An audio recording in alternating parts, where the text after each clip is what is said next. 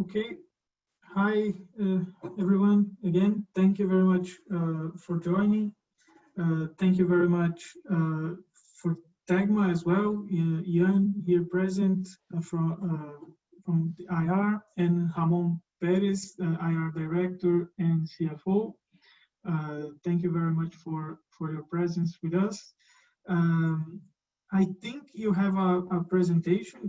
Please feel free, if I'm correct, please feel free to share that through your screen.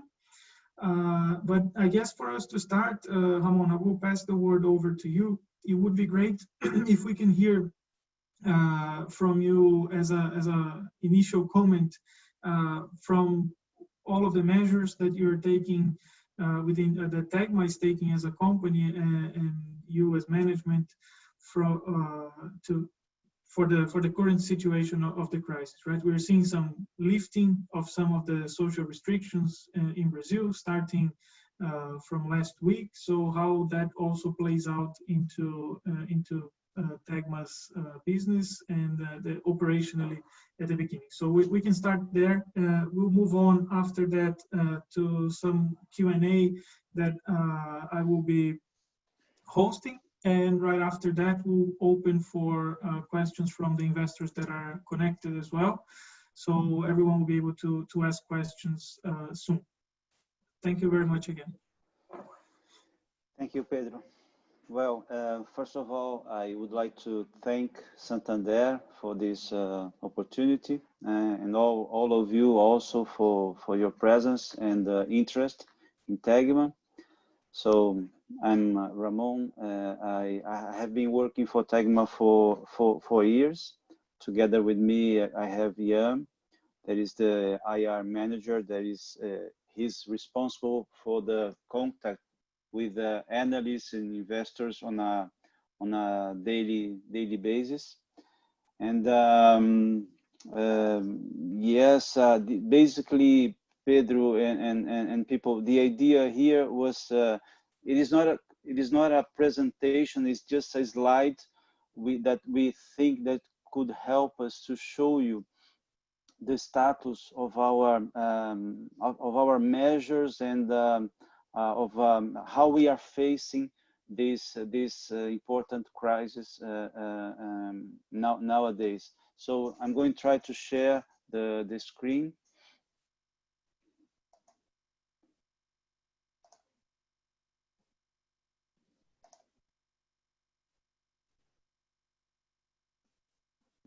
Does it work?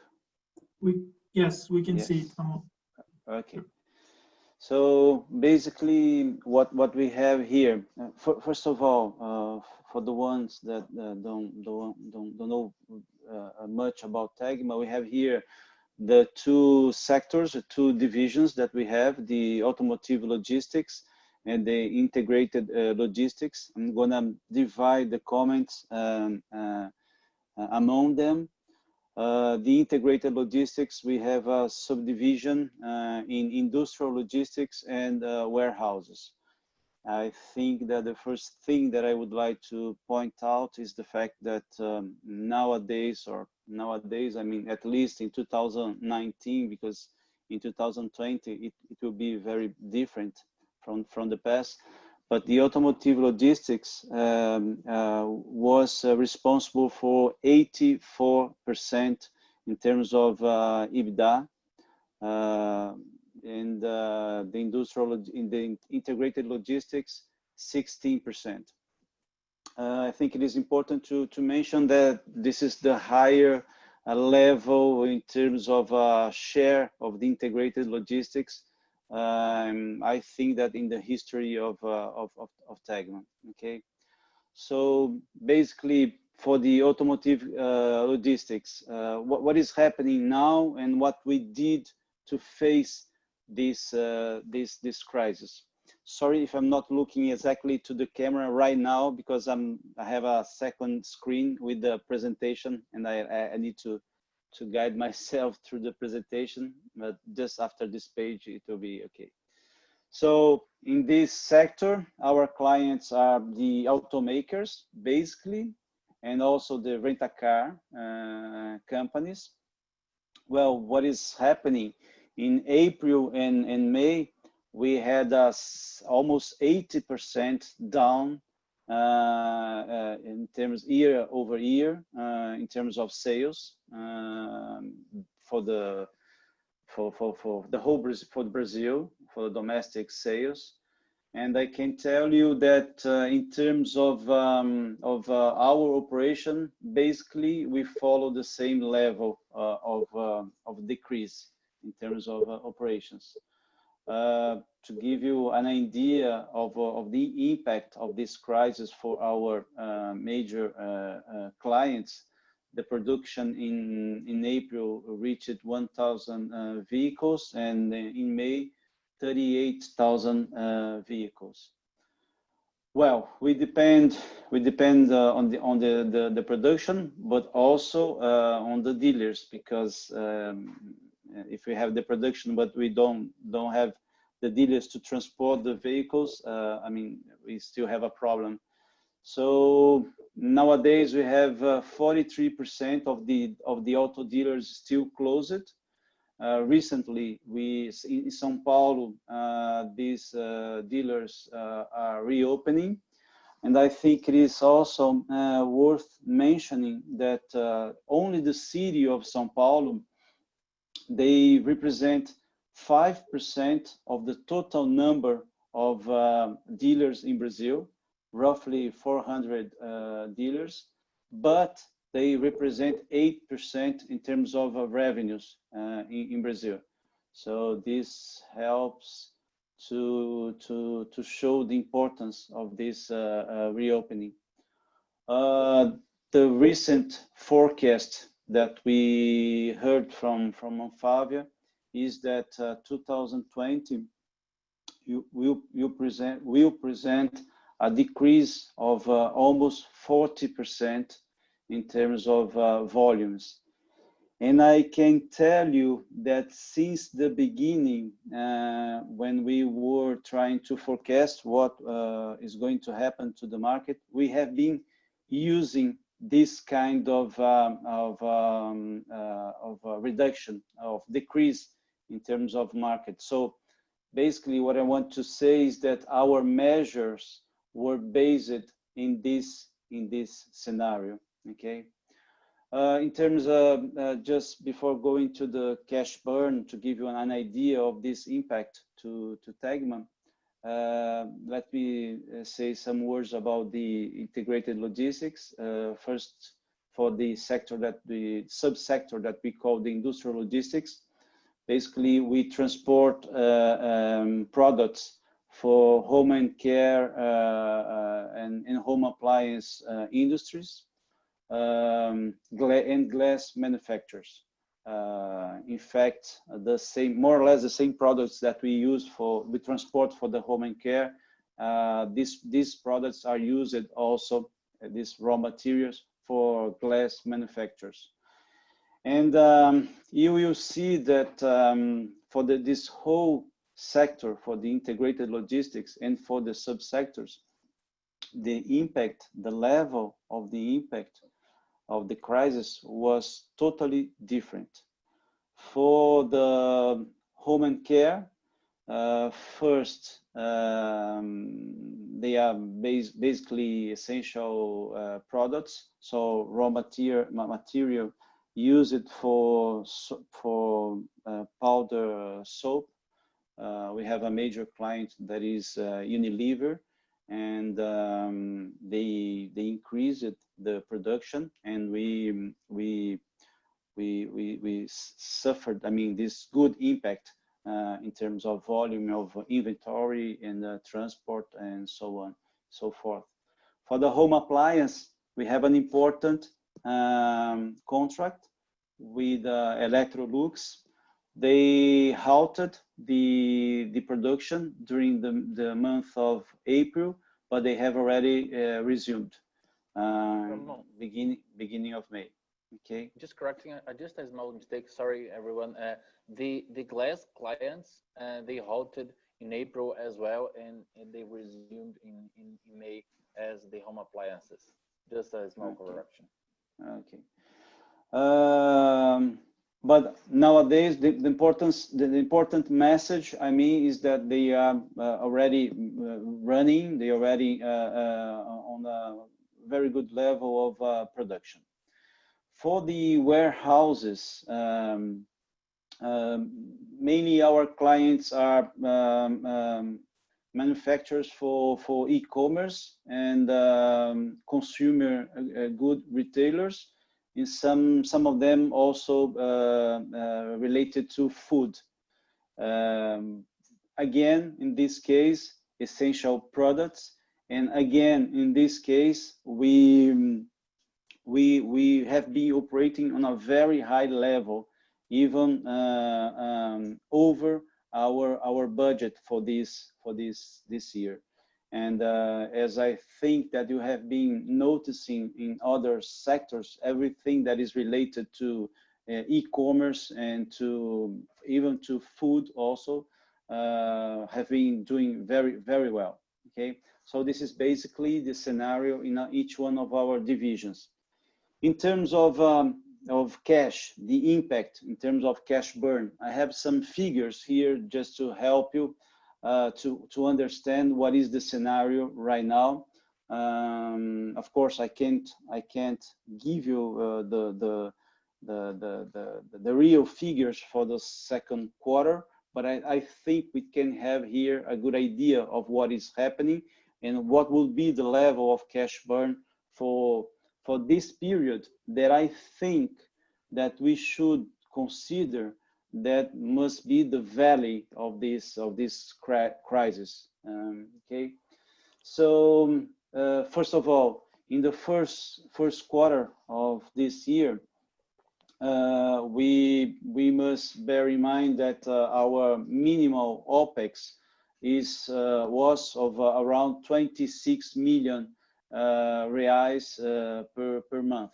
Okay, and we started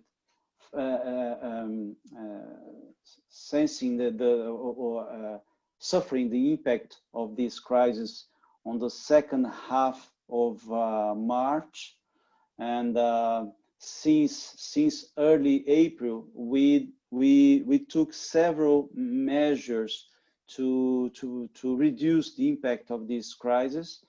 I list some of them. So not exactly in order of what we did first, but first of all, in fact, we try to reduce all the non-essential spendings.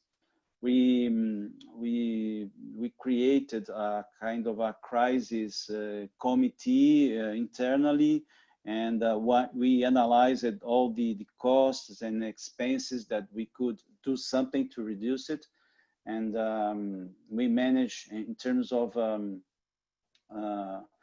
not in year basis, but I mean considering April to December, we managed to reduce a number of around 30 million reais in terms of expenses and costs. We also used the so-called MP 936, a special rule that was passed by the government that allow us to reduce the working time and correspondingly and also the wages, the salaries, and also to suspend some labor contracts. So according to the specific rules, you can do it to, I mean, the reduction of working time, you can do it to 3 months, the suspension of labor contract up to 2 months. And also, we also acted in terms of reducing our headcount.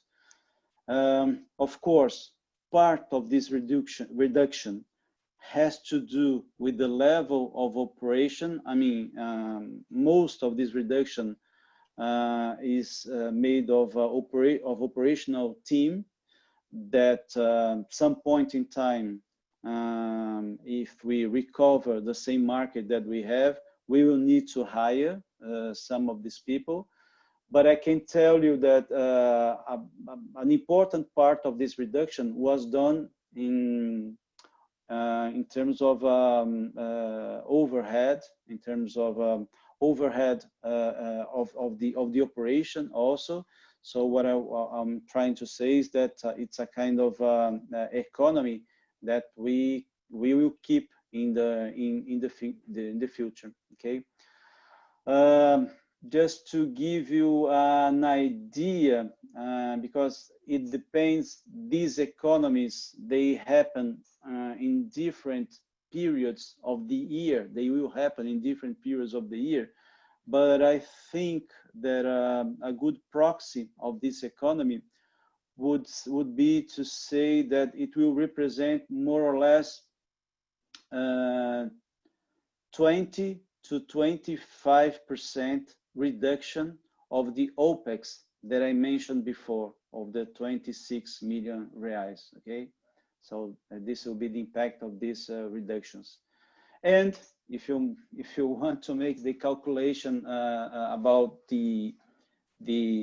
how would be the cash burn for this second quarter, for example, from now on, and bearing in mind the fact that this is the valley, as I mentioned before, in the first quarter, the integrated logistics cash generation was of 10.4 million reais. Okay, and why we just mentioned here the integrated logistics, because as I mentioned before, the major impact of the crisis is impacting the automotive logistics. Okay, just to finalize this slide, I think it is important to list on the right side of the slide our first measures, not only regarding the economies that we are looking for, but also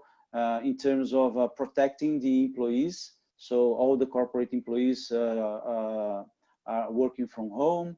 We provided also safety measures for employees still working, such as hand sanitizers, measuring temperature, masks, and minimal distance. And finally, in terms of cash protection, I think it is very important also to say that we canceled the dividends that we were supposed to distribute in May. It represented an economy of 43 million reais. We also reduced our capex that was in our budget for 2020 from 37 million to 15 million. We also strengthened our cash. We raised 90 million reais in terms of debt. And we also took advantage of all the government programs that allow us to postpone some taxes. Last but not least, we had a very important positive impact in terms of working capital release that helped also to make our cash position even more solid. So this was basically the idea that I would like to give you in terms of our measures and the status of the company in terms of COVID. Okay. Great, Ramón. Thank you very much for that. Let me start here with the first question regarding the automotive logistics. I think you went quite thoroughly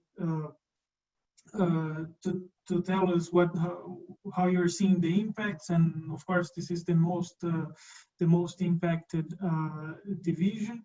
And you also mentioned a little bit about the recovery, right? You mentioned Anfavea expectation for vehicles production this year, but as you said, of course, we have to look at the sales as well, and to the dealerships. So basically, I want to ask you, it's a twofold question here. One is, do you see through this recovery any market share gain opportunities? So and through the whole crisis, do you see any structural change, let's say, to to the market share that could benefit also part of the recovery. And the other part of the question is in terms of of driving picking up faster than other alternatives. And we actually published a report yesterday on that, showing that we have data that says that driving is actually picking up not only faster than other alternatives like urban mobility and things like that, but in some countries actually are above the level that we were seeing before. So there are people talking about now a J-shaped recovery, right, where we are getting to in some markets to a level that was higher than before, and that could be let's say a positive for car sales at some point. We don't know, of course, how temporary, but anyway, these are the 2 points I wanted to touch on the automotive logistics here. Okay, just let me be sure. Have I managed to eliminate? I mean, the presentation Yes. that I was doing. Yes. Okay. Yes. And share. Yes. Okay. Well, first of all, in terms of well, it's really difficult to talk about the expected rebounding of this market. As I told you, I think that it is easier to say now. Easier. I mean, at least there is a kind of it seems to be a kind of a middle ground. I mean, everybody is talking about 30 to 40% in terms of reduction in terms of volume, but it's difficult to imagine about the curve and the shape of the curve that we are going to have. We are expecting some government support. I think that will be very important to increase the speed of this recovery. In terms of interest rate, lowering the interest rate. I mean, the one that is used for financing the sale of vehicles. Also something from the taxation, also any incentive program to reduce taxation as we had in the past. What I'm trying to say is that we need to stimulate the demand. Gaining market share, I think this is difficult to happen. If you look Tegma background, we have a very steady market share. We gain or lose market share depending on the growth of specific regions.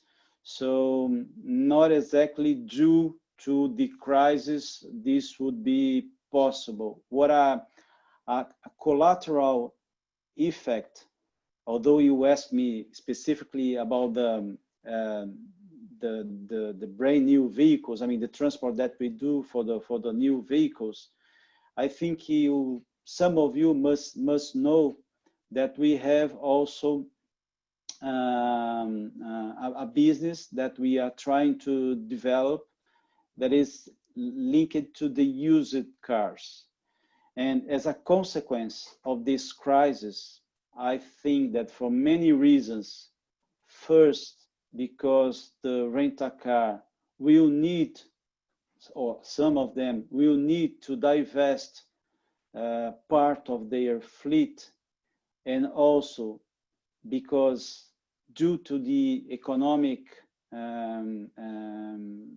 consequence of this crisis, there will be an increase in terms of sales of used vehicles. Maybe this could be an opportunity to boost our business of transporting used vehicles for the rental car companies. The other question, sorry, you said it was a two-part question. I don't know if I correctly understood. Oh, you touched both. It was the market share and the potential shape of the recovery, and you touched both of them.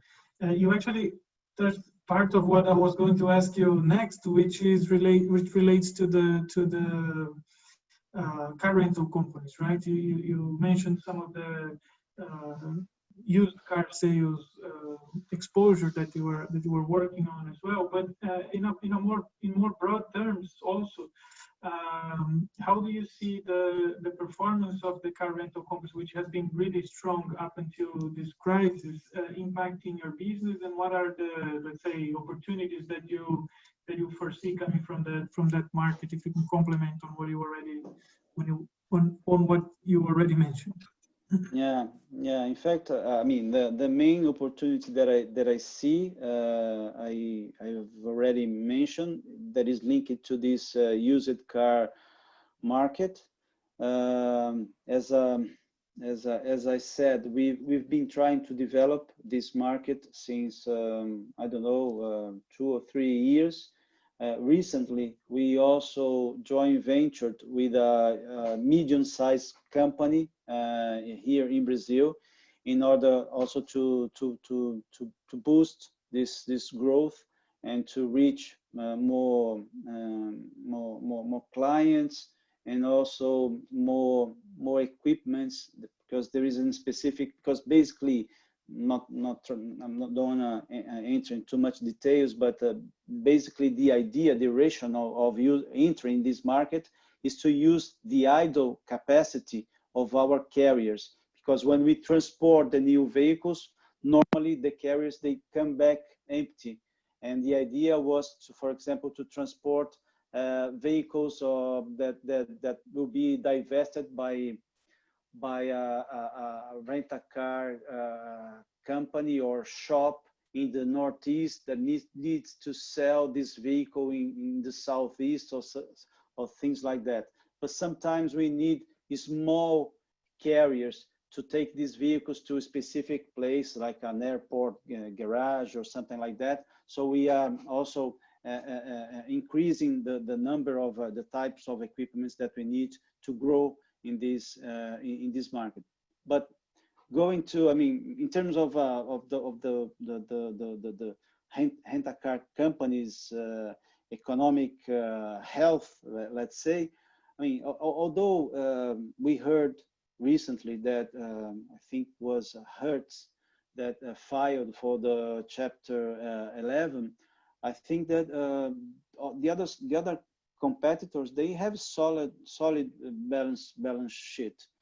I think that maybe there must be some kind of a consolidation in this market in terms of the small companies, the small competitors. They are important for us, as I mentioned, because they are an important client, but because also we when we transport vehicles for them, we manage to provide other services also, like the equivalent of a PDI. We can provide some services also.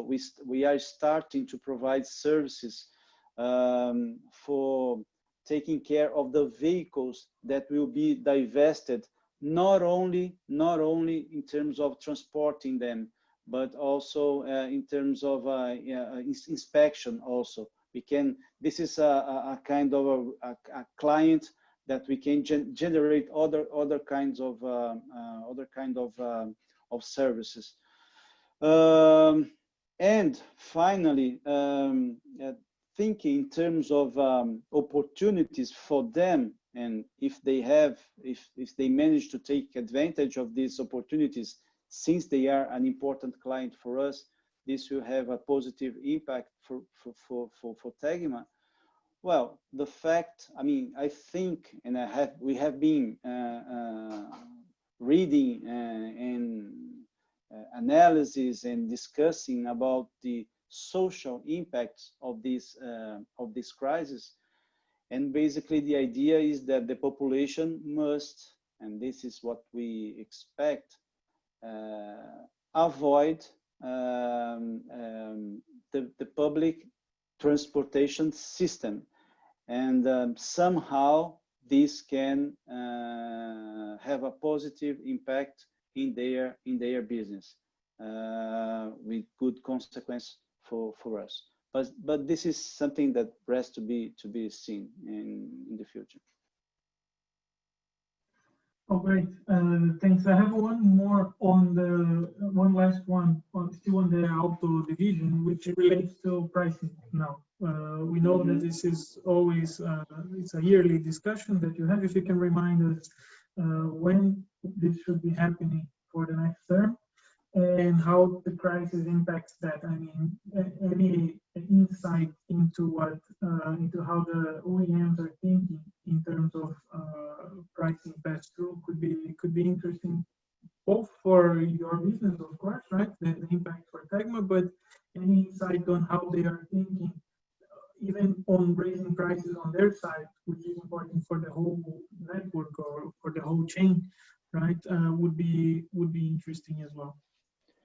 Well, when this is happening right now, the moment that we are speaking here, I mean, this is the period of I mean, in fact, April, May, but since this is a very specific year with a very specific environment and condition, some of the negotiations are taking longer than usual.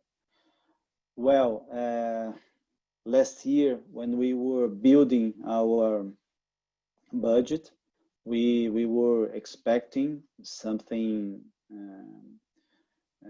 close to the inflation, to the specific inflation of the sector.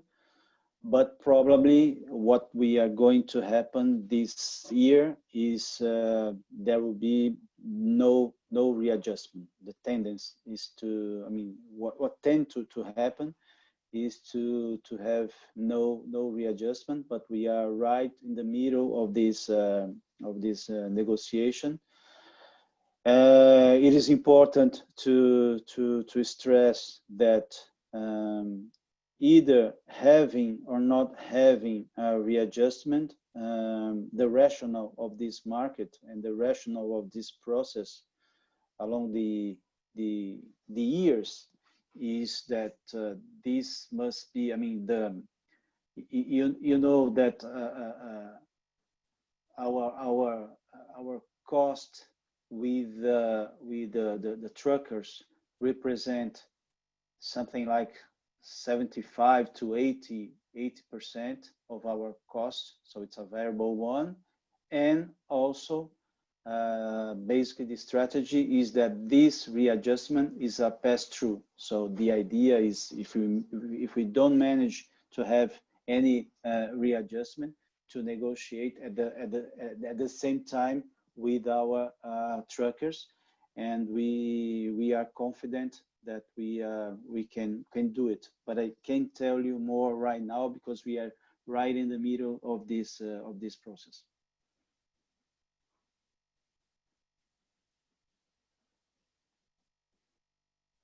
Oh, great. No, that's very helpful. I wanted to follow up with another one. You also talked about the integrated logistics business at the beginning, but it's a bit more of a market question here, in the sense that we are seeing this division improving, not only not that much in volumes, but significantly in terms of margin, specifically in the industrial part. So my question is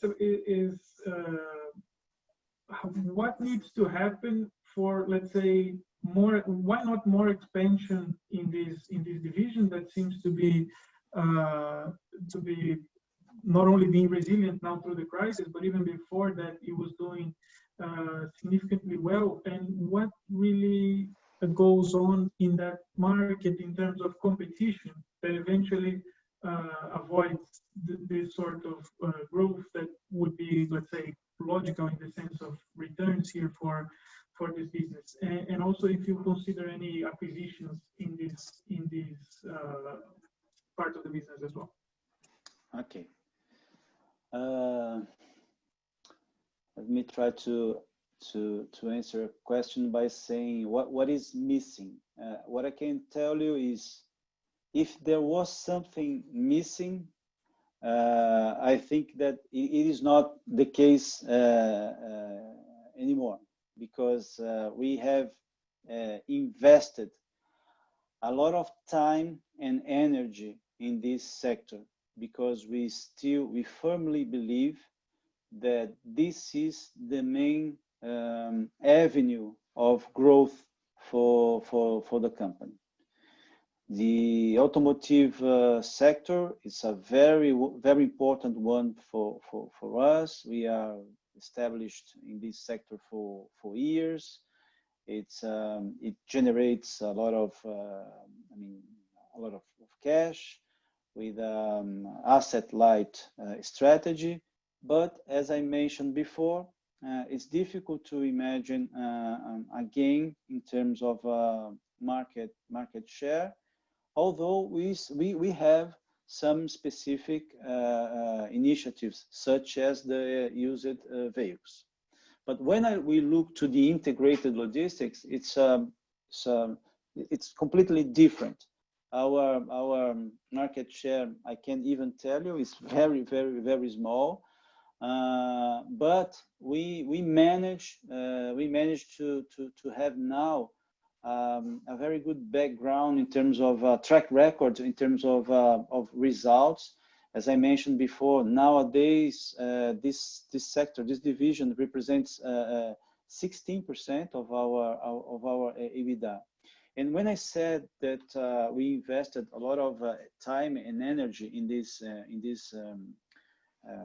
division, is because for example, we strengthen our team. We have nowadays a new director of the sector, a new commercial manager, a new responsible for the projects. We have been working on deep analysis in terms of strategy, identifying other sectors that we can also replicate the same rationale of our solutions, such as taking care of all the inbound part of the business of important clients, trying to reduce the inventory along the supply chain. We have identified this sector. Petrochemical is a sector where we can grow.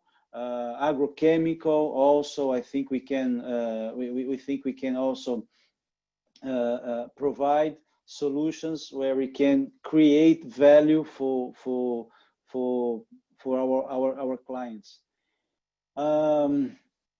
If we are going to do it through organic growth or through acquisition, it depends.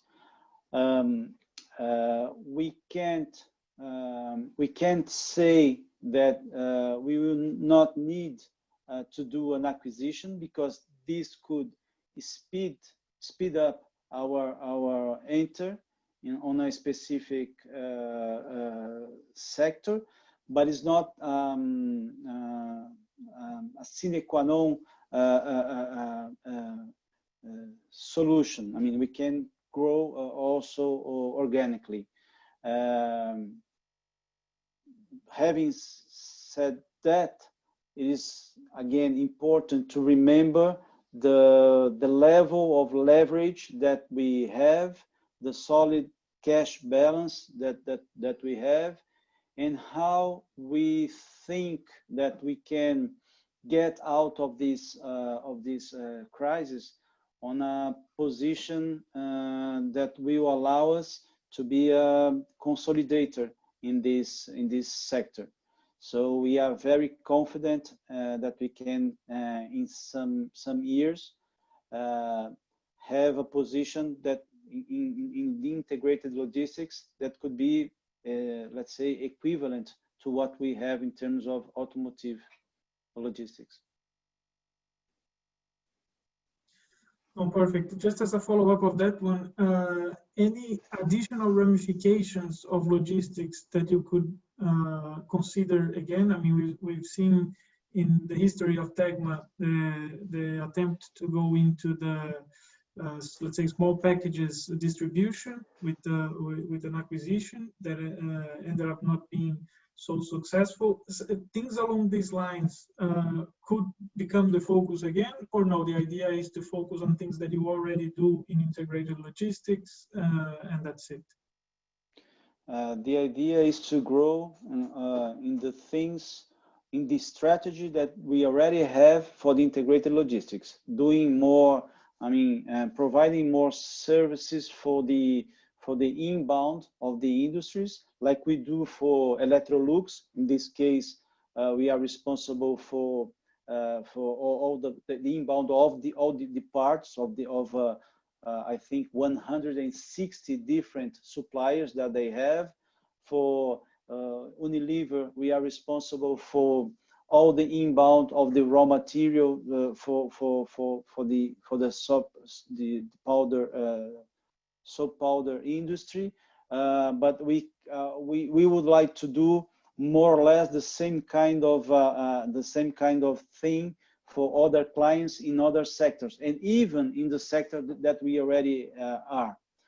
Talking about movements such the one that you mentioned that we did some years ago, for example, thinking about e-commerce, because we enter in the last mile business. This is not in our radar, but I think it is worth mentioning that e-commerce is an important sector for us, and we already are in this sector by managing inventory, by providing services like pick and packing, as we do for Nespresso, for example. There is an important client for us. So we also are again regarding e-commerce.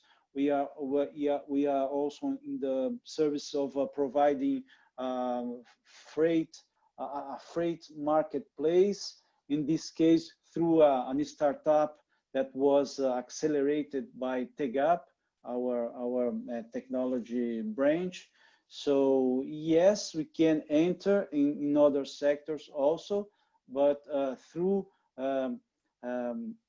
services close to the one that we do nowadays. Oh, great. Let me open up here. I think everyone has the possibility to just open their lines and ask a question if you would like. You could also send questions through the chat if you prefer. So let me leave it for a second open here for anybody that wants to ask questions.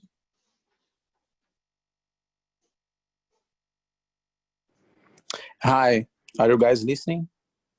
Yes. Yes. So hi, Ramón. Here is Vicente from Luminous. Hi, Ian, Pedro. I would like to explore a little more about the other players in the automotive segment. I know that you guys are pretty close. So how do you think their cash position, credit assets? How are those guys suffering?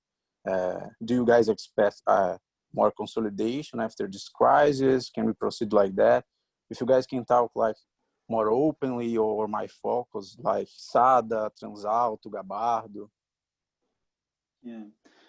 Well, thank you for your question, but we don't have any specific information regarding this our competitors.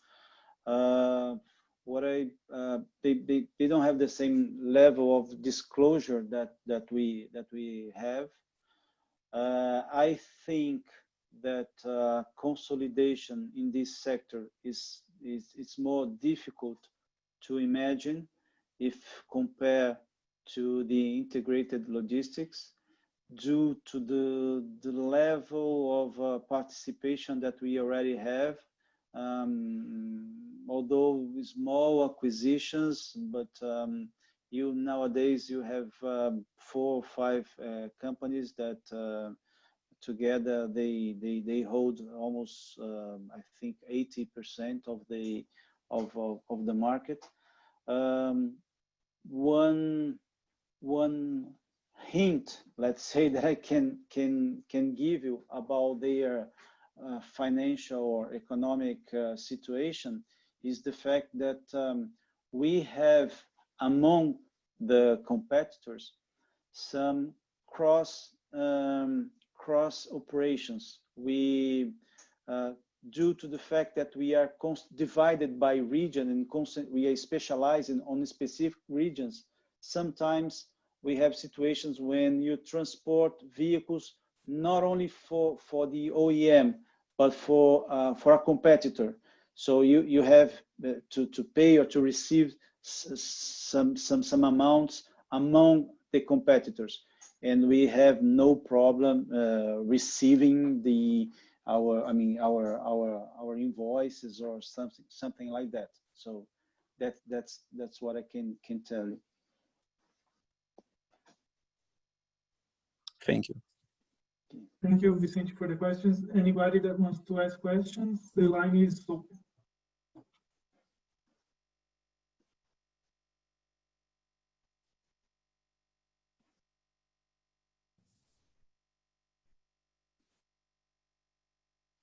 I have another one. Ramón, you mentioned quickly about Tegma. I wanted to explore a little bit more what potential do you see for that division? It's a technology brand, as you said, right? It came up as an incubator, if we can put it that way, for new endeavors, technology related. What is exactly the role of Tegma for Tegma, and how relevant can it become? Well, basically, the idea when we created Tegma, I think 3 years ago, I think, because we have already passed it through three cycles of meetings with startups, was either to find solutions for operational challenges that we have, or to create new opportunities of business. So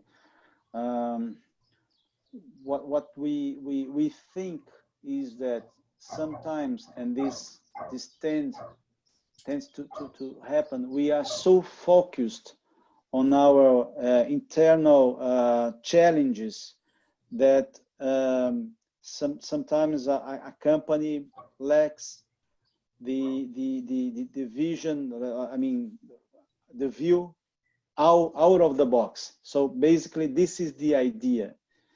And also the fact that, as I like to mention, we don't have a product to sell. What we do, we sell a service. And for us, technology is something very, very important and can represent competitive advantage for us. So this was the idea of Tegma.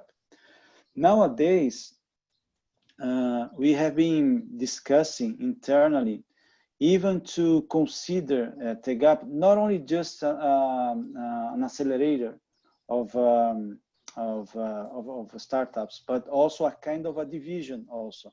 And we start now following the results, not specifically, not only of Tegma, but of the companies which we already invested. And we have 2 of them.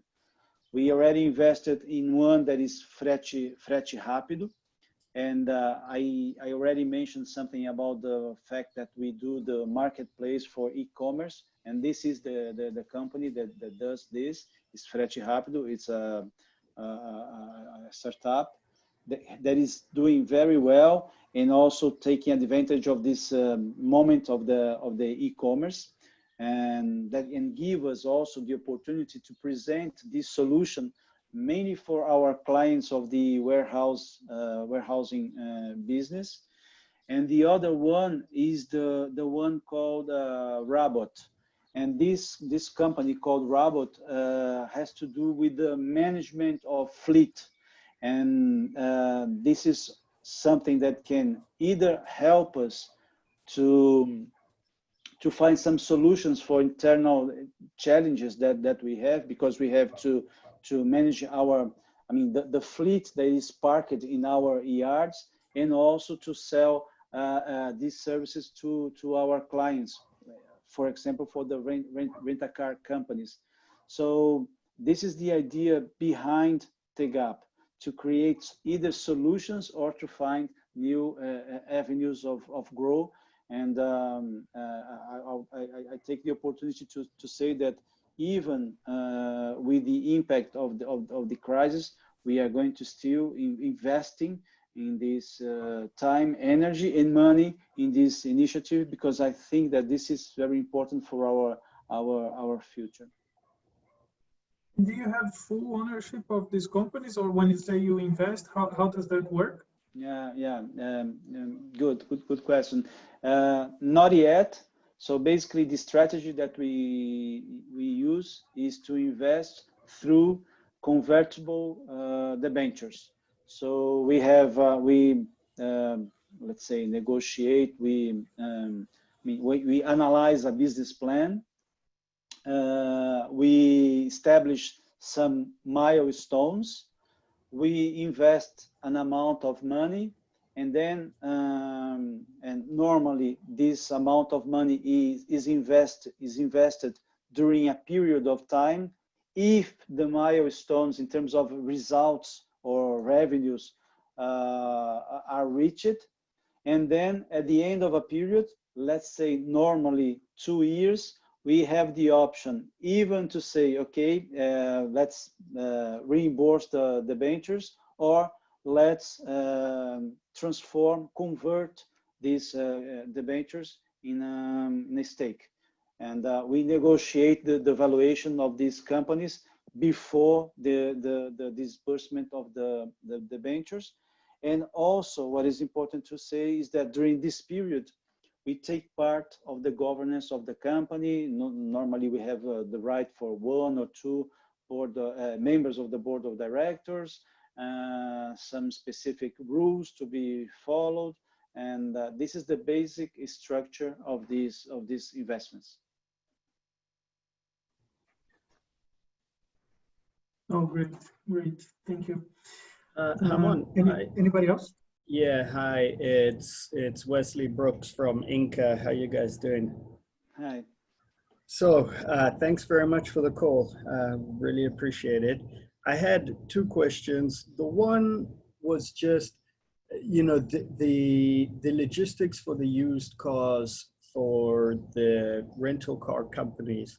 I mean, how big could we think of that being as a percentage of your sales in a normalized environment? I mean, and I guess the question is, how quickly can you get to that point? You guys have talked about it a lot, but I don't really have a good sense for how significant it is. And then the other question was just if you have any update on when we can expect the results of the internal investigation to be to be announced. Okay. Well, in terms of used cars, I don't know if I can give you the figures that I'm going to give you right now, but as Ian is far from me, so he can't kick me. So just to give you an idea in terms of volume, okay? Last year, we transport, in terms of new cars, let's say rough number, okay, 800,000 vehicles, okay.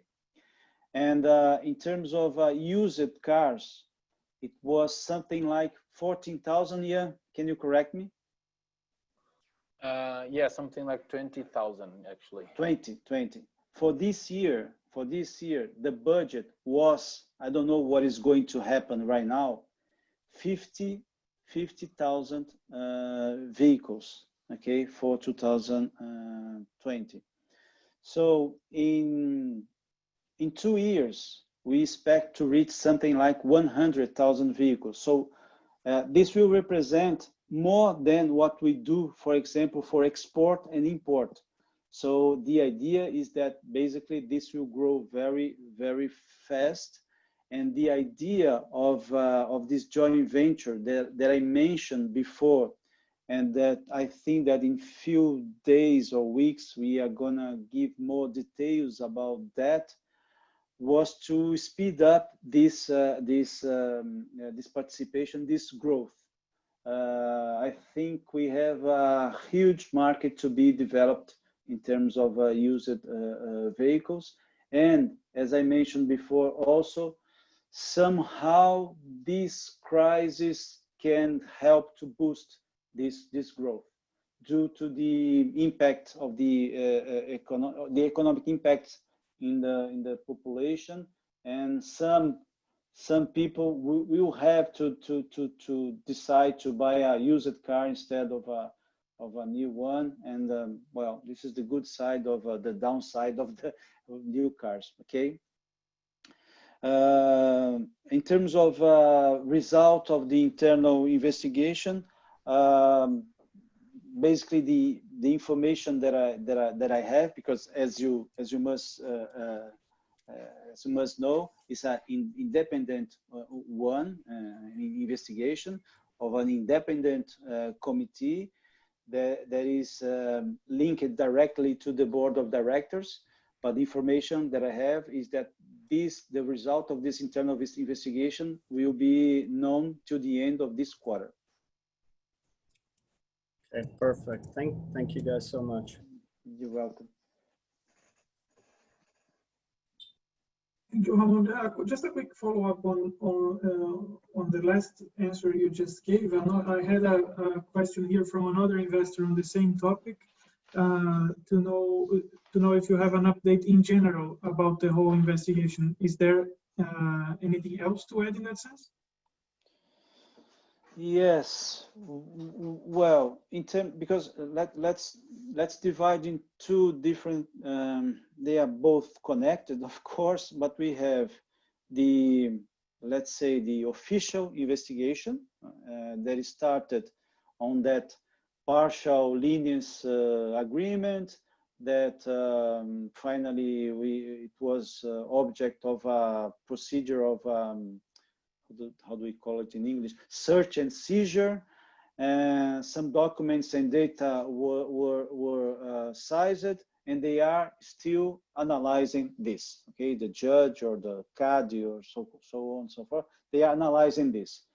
We have this internal investigation that, as I mentioned, we expect to have the conclusions, and if needed, any action taken by the board of directors by the end of this quarter.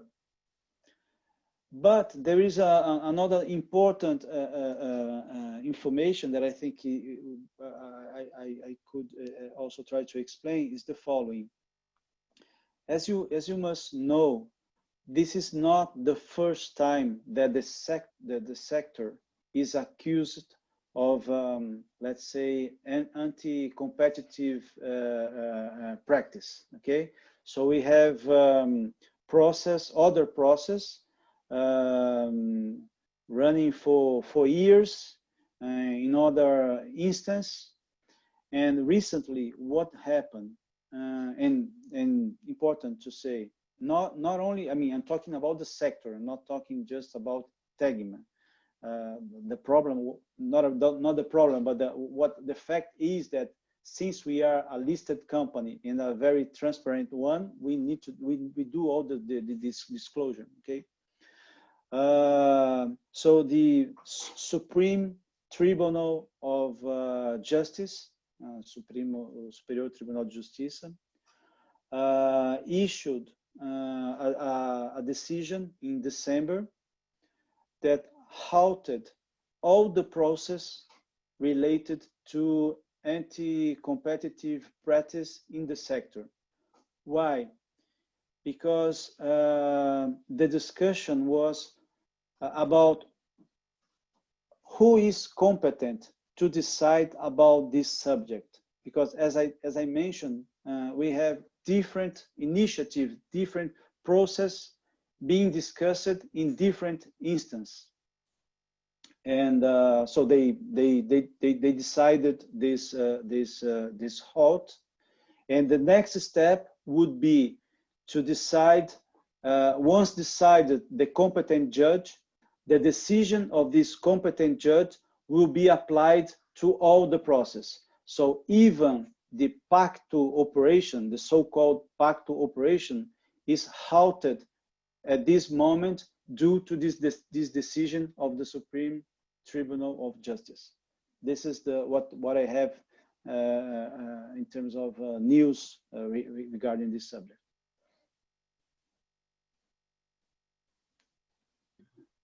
Oh, great. We are very close to the end. Does anybody have a final question?